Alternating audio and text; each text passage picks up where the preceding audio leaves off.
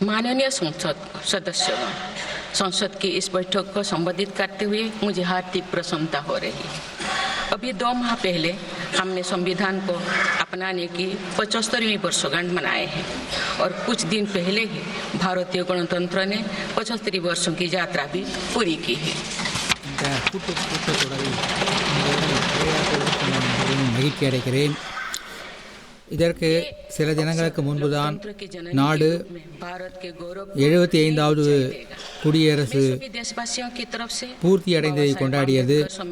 76வது குடியரசு தினத்தையும் சற்று முன்னர் தான் கொண்டாடியது. माननीय सदस्यगण, इस समय देश में महाकुंभ का ऐतिहासिक पर्व भी चल रहा है। महाकुंभ भारत की सांस्कृतिक परंपरा का, भारत की सामाजिक चेतना का पर्व है। देश और दुनिया से आए करोड़ों श्रद्धालु प्रयागराज में पूर्ण स्नान कर चुके हैं। मैं मोनो अमावस्या के दिन हुई हादसे पर अपना दुख व्यक्त करती हूँ। घायलों के शीघ्र स्वस्थ होने की कामना करती हूँ। कुछ दिन पहले ही हमने देश இப்போது நாட்டிலே பிரயாகராஜில் கும்பமேளா மகா கும்பமேளா நடந்து வருகிறது. பல கோடி மக்கள் அதிலே புனித நீராடி வருகின்றனர். சில நாட்களுக்கு முன்பு அதிலே கூட்ட நெரிசலில் சிக்கி மக்கள் சிலர் இறந்து போயினர். அவர்களுக்கு நான் என் துக்கத்தை தெரிவித்துக் கொள்கிறேன். காயமடைந்தவர்கள் விரைவில் குணமடைய பிரார்த்திக்கிறேன்.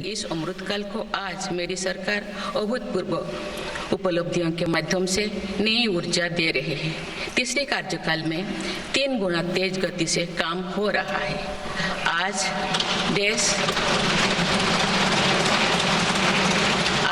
देश बड़े निर्णयों और नीतियों को असाधारण गति से लागू होते देख रहा है और इन निर्णयों में देश की गरीब, मध्यम वर्ग, युवा, महिला நாட்டின் பல முக்கியமான முடிவுகள் மிக வேகமாக எடுக்கப்பட்டு அதற்கான பணிகளும் வேகமாக நடந்து வருகிறது. आवास के उद्देश्य की पूर्ति के लिए ठोस कदम उठाए हैं। प्रधानमंत्री आवास योजना का विस्तार करते हुए 3 करोड़ अतिरिक्त परिवारों को नए घर देने का निर्णय लिया गया है। इसके लिए பிரதமரின் வீடு வழங்கும் திட்டத்தின் கீழ் இது விரிவாக்கம் செய்யப்பட்டு 1.5 கோடி மக்களுக்கு வீடு வழங்கும் திட்டம் செயல்படுத்தப்படுகிறது. इस दिशा में स्वामित्व योजना के अंतर्गत अब तक 2 करोड़ 25 लाख स्वामित्व कार्ड जारी किए गए। इनमें से करीब 70 लाख स्वामित्व कार्ड पिछले 6 महीने से जारी किए। சொத்துக்களை மக்களுக்கு அதற்கான ஆவணங்களை வழங்கும் சுவாமித்துவ திட்டம் செயல்படுத்தப்பட்டு வருகிறது. जनजातीय समाज के 5 करोड़ लोगों के लिए धरती आबा जनजातीय ग्राम उत्कर्ष अभियान प्रारंभ हुआ है।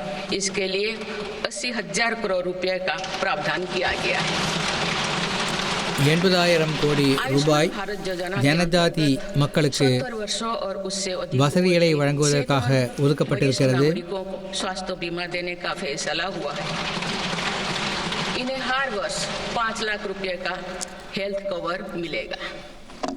छोटे उद्यमियों के लिए मुद्रा ஆயுஷ்மான் பாரத் திட்டத்தின் கீழ் வருடத்திற்கு 5 லட்சம் ரூபாய் வரை இலவச சிகிச்சை அளிப்பதற்கான திட்டம் தொடங்கப்பட்டு செயல்பட்டு வருகிறது. उनके लिए रोजगार के नए अवसर तैयार करने पर विशेष फोकस किया है। मेधावी छात्रों को उच्च शिक्षा में वित्तीय सहायता देने के लिए पीएम विद्यालक्ष्मी योजना शुरू की गई है। 1 करोड़ युवाओं को शीर्ष 500 कंपनियों में इंटर्नशिप के अवसर भी दिए जाएंगे। पेपर लीक की घटनाओं को रोकने और भर्ती में पारदर्शिता सुनिश्चित करने के लिए नया कानून लागू किया गया है। திறன் மேம்பாட்டு பயிற்சிகள் இளைஞர்களுக்கு வழங்கப்பட்டு வருகின்றன. போட்டித் தேர்வுகளில் வினாத்தாள் லீக் ஆவது குறித்து விசாரணை நடத்தப்பட்டு வினாத்தாள் லீக் ஆகா வண்ணம் நடவடிக்கைகள் எடுக்கப்பட்டுள்ளன. सरकार ने प्रधानमंत्री ग्राम सड़क योजना के 4थे चरण में 25,000 बस्तियों को जोड़ने के लिए 70,000 करोड़ रुपया स्वीकृत किए। आज आज जब हमारा देश अटल जी की जन्म शताब्दी का वर्ष मना रहा है तो प्रधानमंत्री ग्राम सड़क योजना उनके विजन का पर्याय बनी हुई है। பிரதமரின் கிராம சாலை வசதி திட்டத்தின் கீழ் பல்வேறு கிராமங்கள் 71,000 நாட்டின் பிற பகுதிகளோடு இணைக்கப்பட்டிருக்கின்றன. और नमो भारत ट्रेन चल रही है जिनमें पिछले 6 माह में ही 17 नए वंदे भारत और एक नमो भारत ट्रेन को जोड़ा गया है। நாட்டின் பல பகுதிகளில் வந்தே பாரத் ட்ரெயின்கள் செல்கின்றன. கடந்த 6 மாதத்தில் புதிய வந்தே பாரத் ட்ரெயின்கள் நமோ பாரத் ட்ரெயின்கள் தொடங்கப்பட்டிருக்கின்றன. तेज गति से कदम आगे बढ़ाए हैं। माननीय सदस्यगण, मेरी सरकार के 1 दशक के कार्यकाल ने विकसित भारत की यात्रा को नई ऊर्जा दी है। विकसित भारत के विजन में जन भागीदारी का सामूहिक सामर्थ्य है, देश की आर्थिक उन्नति का रोड मैप है, डिजिटल क्रांति के रूप में टेक्नोलॉजी की ताकत है और आधुनिक इंफ्रास्ट्रक्चर आधार भी है। मेरी सरकार के प्रयास के बल पर भारत दुनिया की तीसरी सबसे बड़ी अर्थव्यवस्था बनने जा रही है। வளர்ச்சியடைந்த இந்தியாவாக மாற்றும் என்ற இலக்கோடு பயணித்துக் கொண்டிருக்கின்ற என்னுடைய அரசு தொழில்நுட்பத் துறையில் இந்தியாவை முன்னேற்றும் வண்ணம் செயல்பட்டு வருகிறது. உலகிலேயே 3வது பெரிய பொருளாதாரமாக மாற்றும் முயற்சியில் இறங்கியிருக்கிறது. सरकारी फर्म पर फर्म और ट्रांसफर्म के अपने संकल्पों को तेज गति से आगे बढ़ा रही है। मेरी सरकार का मंत्र है सबका साथ, सबका विकास, सबका विश्वास और सबका प्रयास, और इस मंत्रों का एक ही लक्ष्य है विकसित भारत का निर्माण। எங்களுடைய ஆட்சியின் நோக்கங்கள் सबका विकास, अंतिम पायदान पर खड़े व्यक्ति को भी मिलने लगता है तो भी विकास सार्थक இதனை होता है। வளர்ச்சியடைந்த இந்தியாவை அடையும் மந்திரமாக நாங்கள் பார்க்கிறோம். ये भावना है जिसके प्रति मेरी सरकार संकल्पित रही है। गरीब को गरिमापूर्ण जीवन मिलने से उसमें जो सशक्तिकरण का भाव पैदा होता है और गरीबी से लड़ने में उसकी मदद करता है।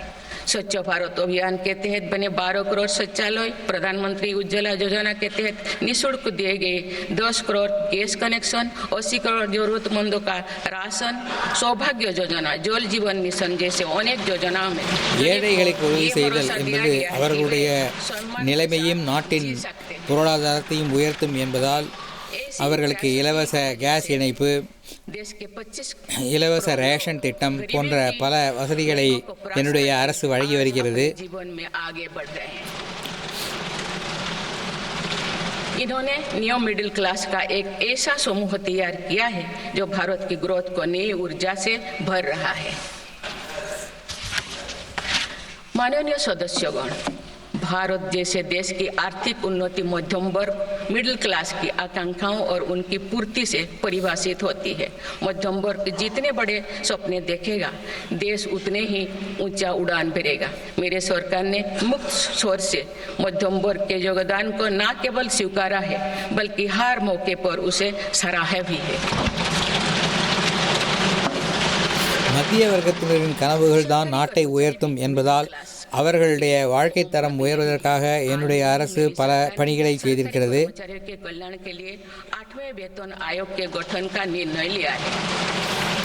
அரசு ஊழியர்களுடைய நிலையை உயர்த்துவதற்காக 8வது ஊதிய கமிஷன் அமைப்பதற்கான முடிவு எடுக்கப்பட்டிருக்கிறது. केंद्र सरकार के लाखों कर्मचारियों का यूनिफाइड पेंशन स्कीम के तहत 50% सुनिश्चित पेंशन देने का निर्णय भी लिया गया है जिसका व्यापक स्वागत। மத்திய அரசின் ஊழியர்களுக்கு புதிய பென்ஷன் திட்டத்தின் கீழ் 50% சம்பளத்தை பென்ஷனாக தரும் முடிவு எடுக்கப்பட்டிருக்கிறது. मेरी सरकार प्रतिबद्ध है। रेरा जैसे कानून बनाकर मध्यम वर्ग के सपने को सुरक्षा दी गई है। घर के लिए लोन पर सब्सिडी दी जा रही है। उड़ान योजना ने लगभग 1.5 करोड़ लोगों का हवाई जहाज में उड़ने का सपना पूरा किया गया है। உடான் திட்டத்தின் கீழ் ஏழை எளிய மக்களும் விமானத்தில் பறக்கின்ற ஆசையை நாங்கள் பூர்த்தி செய்திருக்கிறோம். रियायती दरों पर मिल रही दवाओं से देशवासियों की 30,000 करोड़ रुपया से ज़्यादा बचे हैं। हर विषय की पढ़ाई के लिए सीटों की संख्या में भी कई गुना बढ़ोतरी का बहुत लाभ मध्यम वर्ग को मिला है। ஜன ஔஷதி கேந்திரா என்ற மக்கள் மருந்தகத்தின் மூலம்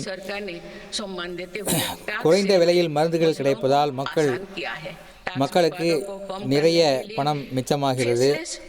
மருத்துவ வசதி கிடைப்பதற்காக மருத்துவக் கல்லூரிகளில் மருத்துவர்களின் சீட்டுகளின் எண்ணிக்கையும் அதிகரிக்கப்பட்டிருக்கிறது. उम्र के वरिष्ठ नागरिकों को जिन्हें सिर्फ पेंशन मिलती है, आयकर रिटर्न दाखिल करने के संबंध में स्वयं निर्णय लेने का अधिकार दिया गया है। माननीय सदस्यगण, मेरी सरकार महिलाओं के नेतृत्व में देश को सशक्त बनाने में यानी ह्यूमन लेड डेवलपमेंट में विश्वास करती है। नारी शक्ति बंधन अधिनियम के द्वारा लोकसभा और विधानसभा में महिलाओं के लिए आरक्षण इस दिशा में एक महत्वपूर्ण कदम है। பெண்கள் தலைமையில் வளர்ச்சி என்ற திட்டத்தை செயல்படுத்துவதற்காக பெண்களுக்கான இடஒதுக்கீட்டை பாராளுமன்றத்திலும் மாநில சட்டசபைகளிலும் கொண்டு வருவதற்கான சட்டம் நிறைவேற்றப்பட்டிருக்கிறது. इन्हें कुल 9 लाख करोड़ रुपया से अधिक की राशि बैंक लिंकेज के माध्यम से वितरित की जा रही है। मेरी सरकार का लक्ष्य देश में 3 करोड़ लखपति दीदी बनाने का है। आज 1 करोड़ 15 लाख से भी अधिक लखपति दीदी एक गरिमामयी जीवन जी रहे हैं. லட்சாதிபதி சகோதரிகள் 3 லட்சத்திற்கு மேல் அதிகம் உருவாக்குவதற்கான இலக்கு கொண்டிருக்கின்ற எங்களுடைய அரசில் இப்போது 1,15,000 லட்சாதிபதி சகோதரிகள் உருவாகி இருக்கிறார்கள். इंश्योरेंस फॉर ऑल की भावना के साथ कुछ महीने पूर्व ही बीमा सखी अभियान भी शुरू किया गया है. हमारे बैंकिंग और डिजी पेमेंट्स सखियां दूर दराज के इलाकों में लोगों को वित्तीय व्यवस्था से जुड़ने में महत्वपूर्ण भूमिका निभा रही है. ஆயுள் காப்பீட்டு நிறுவனங்களிலும் புதிய திட்டங்கள் கொண்டு வரப்பட்டிருக்கின்றன. டிஜிட்டல் பேமெண்ட் விவகாரத்தை உலகம் முழுவதும் நம்முடைய நாட்டை பாராட்டுகிறார்கள்.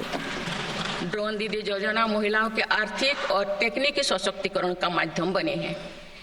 ये एक संसद के लिए ட்ரோன் சகோதரிகள் திட்டத்தின் மூலம் பெண்களை அறிவியல் அறிவு பெற்றவர்களாகவும் நிதி पुलिस में भर्ती हो रहे हैं சுதந்திரம் பெற்றவர்களாகவும் மாற்றியிருக்கிறோம். और कॉर्पोरेट कंपनियों का नेतृत्व भी कर रहे हैं. मेरी सरकार के निर्णय के बाद बालिकाओं की भर्ती राष्ट्रीय मिलिट्री स्कूलों में प्रारंभ हो गई है. नेशनल डिफेंस एकेडमी में भी महिला कैडेट्स को भर्ती எங்களுடைய அரசில் சைனிக் ஸ்கூல் தொடங்கி நேஷனல் டிஃபென்ஸ் அகாடமி வரை பெண்களுக்கு சேர்க்கை வழங்கும் திட்டத்தை நாங்கள் தொடங்கியிருக்கிறோம். मेरी सरकार साइबर सिक्योरिटी में दक्षता सुनिश्चित करने दिशा में निरंतर कार्यरत है. इसके फलस्वरूप भारत ने ग्लोबल साइबर सिक्योरिटी इंडेक्स में टियर 1 स्टेटस प्राप्त कर लिया है. உலக அளவில் குளோபல் செக்யூரிட்டி இணையதள செக்யூரிட்டியில் டயர் 1 ஸ்டேட்டஸை நம்முடைய நாடு அடைந்திருக்கிறது. बल्कि देश को एक नया आत्मविश्वास भी देता है. बीते दशक में भारत ने वर्ल्ड क्लास इंफ्रास्ट्रक्चर निर्माण के कई माइलस्टोन तय किए हैं. इस आधुनिक इंफ्रास्ट्रक्चर से दुनिया में भारत की छवि मजबूत हुई है. इन्वेस्टर्स का भारत के प्रति भरोसा बढ़ा है. उपयोग को बल मिला है और नए रोजगार का निर्माण हो रहा है. मेरी सरकार देश के हर हिस्से को हाईवे एक्सप्रेसवे से कनेक्ट करने के लिए मिशन मोड में काम कर रही है. எக்ஸ்பிரஸ்வே மூலம் நாடு முழுவதையும் இணைப்பதற்கான பணிகளை மிஷன் மோட் மூலம் நாங்கள் செய்து வருகிறோம்.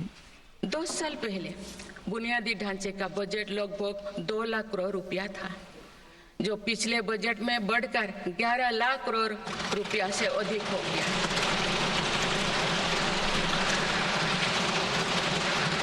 पिछले 1 दशक के काम को आगे ले जाते हुए पिछले 6 महीने में मेरी सरकार ने भविष्य के इंफ्रास्ट्रक्चर में रिकॉर्ड निवेश किया है।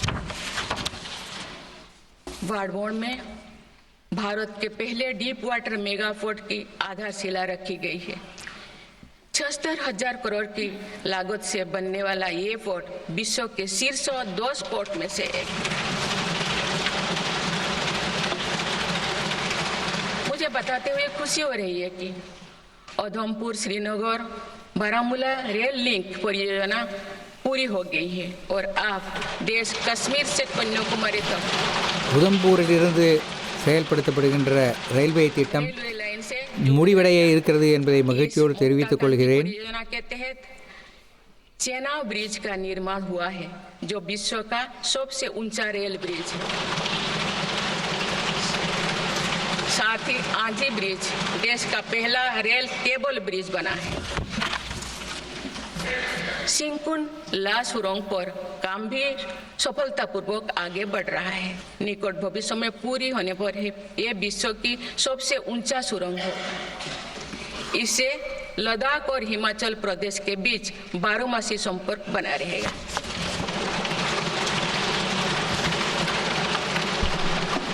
भारत का एविएशन सेक्टर तेजी से विकास कर रहा है।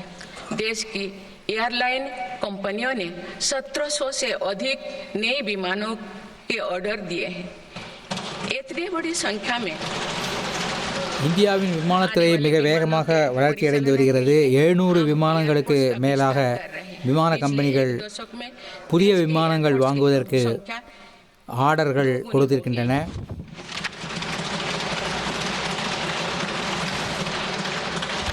माननीय सदस्यगण, विकसित भारत को गति देने के लिए हमारे शहरों को फ्यूचर रेडी बनाना आवश्यक है। इस दिशा में मेरी सरकार ने शहरी सुविधाओं का आधुनिकीकरण कर उन्हें एनर्जी एफिशिएंट வருங்காலத்திற்காக நம்முடைய நகரங்களை தயார் செய்வது மிகவும் முக்கியமானதாகும். இந்த அடிப்படையில் என்னுடைய அரசு நகரங்களின் मेरी सरकार ने தொழில்நுட்ப வசதிகளை மேம்படுத்துவதற்காக பல்வேறு நடவடிக்கைகளை எடுத்து வருகிறது.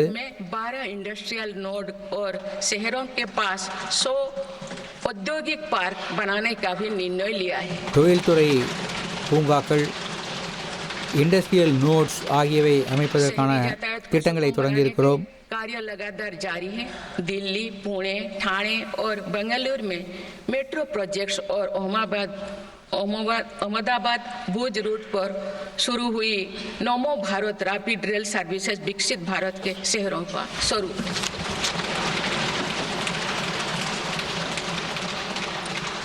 कुछ सप्ताह पूर्व ही दिल्ली में रिठारा नरेला कुंडली कॉरिडोर का काम शुरू हुआ है, जो दिल्ली मेट्रो नेटवर्क के बड़े सेक्शन में से एक होगा। मेरी सरकार के निरंतर प्रयास से दिल्ली में मेट्रो टूर लगातार बढ़ रहा है। 2014 में दिल्ली एनसीआर में मेट्रो का कुल नेटवर्क 200 किलोमीटर से भी कम था। अब ये बढ़कर दुगुना से भी ज्यादा हो गया।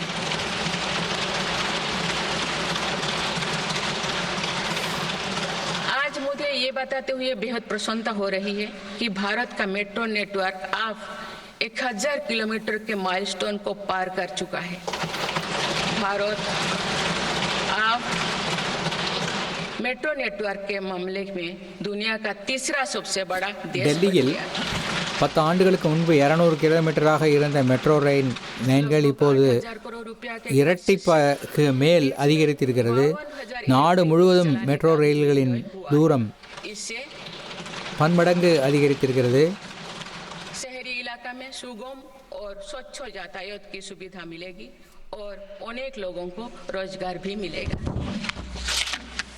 आसान कनेक्टिविटी और अर्बन टूरिज्म को बढ़ावा देने के लिए देश में 15 रोपवे प्रोजेक्ट्स की योजना पर भी काम हो रहा है।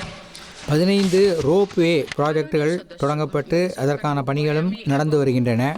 समरस सर्वस्पर्शी विकास की नीतियों पर काम करती आई है। इसीलिए मेरी सरकार ने जितना बल फिजिकल इंफ्रास्ट्रक्चर पर दिया है, उतने ही सौगन प्रयास सोशल इंफ्रास्ट्रक्चर क्रांति के लिए भी किए हैं। समाज के हर वर्ग तक सस्ती, सुलभ और गुणवत्तापूर्ण स्वास्थ्य सेवाएं पहुंचे, ये मेरी सरकार की प्राथमिकता है। अस्पताल, इलाज और सेवा की व्यवस्था के कारण एक सामान्य परिवार में स्वास्थ्य पर होने वाला खर्च निरंतर कम हो रहा है। மக்களுக்கு ஒரு வசதியான மருத்துவ வசதி கிடைப்பதற்காக அனைத்து பணிகளையும் என்னுடைய அரசு மேற்கொண்டு வருகிறது. 1,75,000 आयुष्मान आरोग्य मंदिर बने हैं।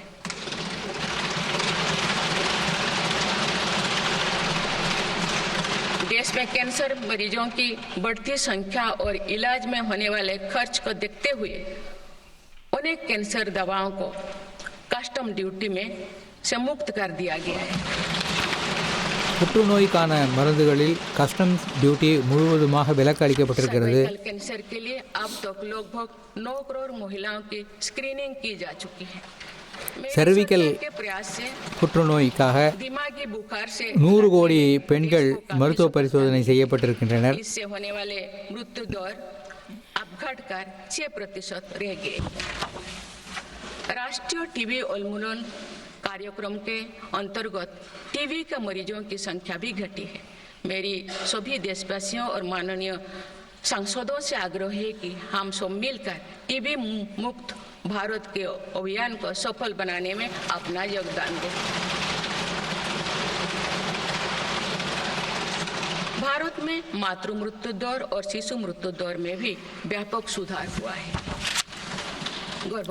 டிபி நோய்க்கு சிகிச்சை அளிப்பதிலும் பல்வேறு திட்டங்களை தொடங்கி இருக்கிறோம்.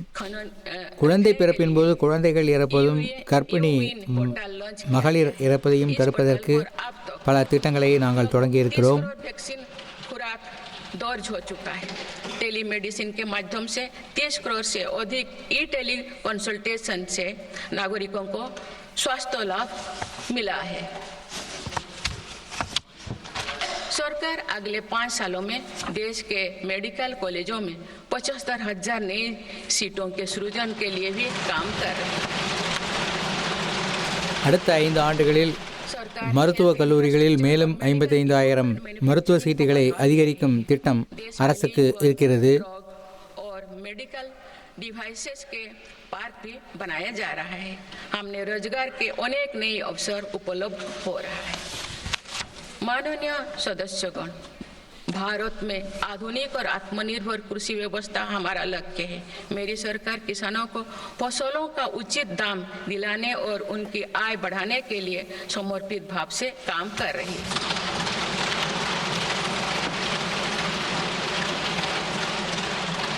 वर्ष 2023-24 में रिकॉर्ड 332 मिलियन टन अनाज उत्पादन हुआ है और आज भारत विश्व का सबसे बड़ा दूध, दाल और मसालों का उत्पादक है। सरकार ने खरीफ और रबी फसलों के एमएसपी में निरंतर बढ़ोतरी की है। पिछले 10 दशक में धान, गेहूं, दलहन, तिलहन और मोटे अनाज की खरीद पर 3 गुना ज्यादा राशि खर्च की गई है।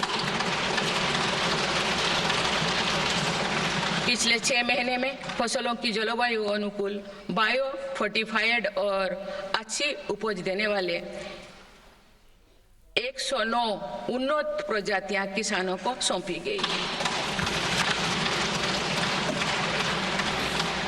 देश में कृषि इंफ्रास्ट्रक्चर को सुदृढ़ करने के लिए सरकार ने कृषि इंफ्रास्ट्रक्चर फंड योजना के दायरे का विस्तार किया है। इससे ग्रामीण क्षेत्र में रोजगार को और बढ़ावा मिलेगा। देश में तिलहन उत्पादन को बढ़ावा देने और खाद्य तेलों में आत्मनिर्भरता प्राप्त करने के उद्देश्य से national mission on oil seeds को स्वीकृति दी गई है। प्राकृतिक खेती को बढ़ावा देने के लिए भी राष्ट्रीय मिशन चलाया जा रहा है। इस वर्ष की शुरुआत में ही किसानों को सस्ती दरों में डीएपी की उपलब्धता सुनिश्चित करने के लिए विशेष पैकेज की अवधि की बढ़ाया गया है।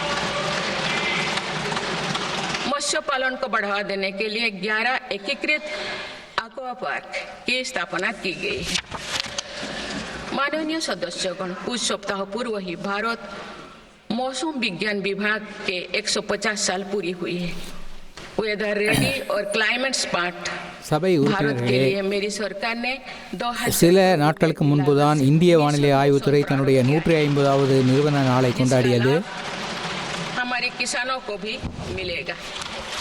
बाबा साहेब अम्बेडकर के இந்த विजन पर चलते हुए வானிலை ஆய்வுத்துறையில் பல்வேறு வசதிகளை ஏற்படுத்துவதன் மூலம் விவசாயிகளுக்கு தேவையான வானிலை முன்னெச்சரிக்கைகளை வழங்குவதற்கான நடவடிக்கைகள் நாங்கள் செய்திருக்கிறோம். परियोजनाओं पर काम आगे बढ़ाया है। 44,000 करोड़ रुपया से अधिक लागत की तीन बेतवा लिंक परियोजना में मध्य प्रदेश और उत्तर प्रदेश के लाखों ग्रामीणों भाई बहन का लाभ मिलेगा। संशोधित पार्वती कालीमेघी चंबल लिंक परियोजना में राजस्थान और मध्य प्रदेश में सिंचाई और पीने के पानी की आवश्यकता की पूर्ति। पोलावरम सिंचाई परियोजना को पूरा करने के लिए 12,000 करोड़ रुपया की अतिरिक्त